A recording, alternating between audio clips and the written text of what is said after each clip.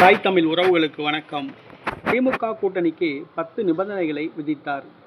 கூட்டணி முறிகின்றது என்ற தலைப்பில் இந்த காணொளியை காண்கிறோம். திமுக கூட்டணிக்கு 10 நிபந்தனைகளை விதித்தார். சட்டசபை தேர்தலில் திமுகவுடன் கூட்டணி அமைக்க பல்வேறு கட்சிகள் முயற்சி செய்து வருகின்றன. ஏற்கனவே உள்ள கட்சிகள், திமுக கூட்டணியில் இடம்பெற்றிருக்கும் கட்சிகள் சீட்டு அதிகமாக கேட்கின்றன. இதனால் அங்கு சீட்டு பஞ்சாயத்து பெரும் தலைவலியாக அமைந்துள்ளது. சீட்டு பஞ்சாயத்தால் திமுக தலையை பிய்த்து கொண்டு போகக்கூடிய சூழ்நிலையில் உள்ளது. இந்த சூழ்நிலையில் திமுகவுடன் கூட்டணிக்கு 10 நிபந்தனைகளை விதித்துள்ளது ஒரு கட்சி. அது எந்த கட்சி தெரியுமா? விடுதலை சிறுத்தைகள் கட்சி. திமுகவுடன் கூட்டணிக்கு 10 நிபந்தனைகளை விதித்துள்ளது.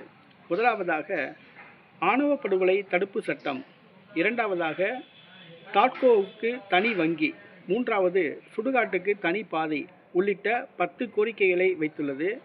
இந்த 10 நிபந்தனைகளுக்கு சம்மதித்து திமுக ஒப்பந்தத்தில் கையெழுத்திட்டால்தான் கூட்டணி, இல்லாவிட்டால் கூட்டணி கிடையாது என்று அந்த விடுதலை சிறுத்தை கட்சியின் மூத்த தலைவர்களில் ஒருவரான சங்கத்தமிழன் அறிவித்துள்ளார். மேலும் திமுக கூட்டணியில் திமுகவுக்கு அடுத்தபடியாக தங்களுடைய கட்சிதான் பெரிய கட்சி என்றும் தெரிவித்துள்ளார். திமுகவுக்கு 10 நிபந்தனைகளை விதித்துள்ளார். இந்த 10 நிபந்தனைகளை ஏற்றால்தான் திமுகவுடன் கூட்டணி என்று அறிவித்துள்ளார்.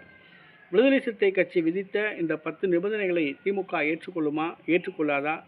திமுக கூட்டணியில் விசிக தொடருமா, தொடராதா என்பது தெரியவில்லை. பொறுத்திருந்து பார்ப்போம்.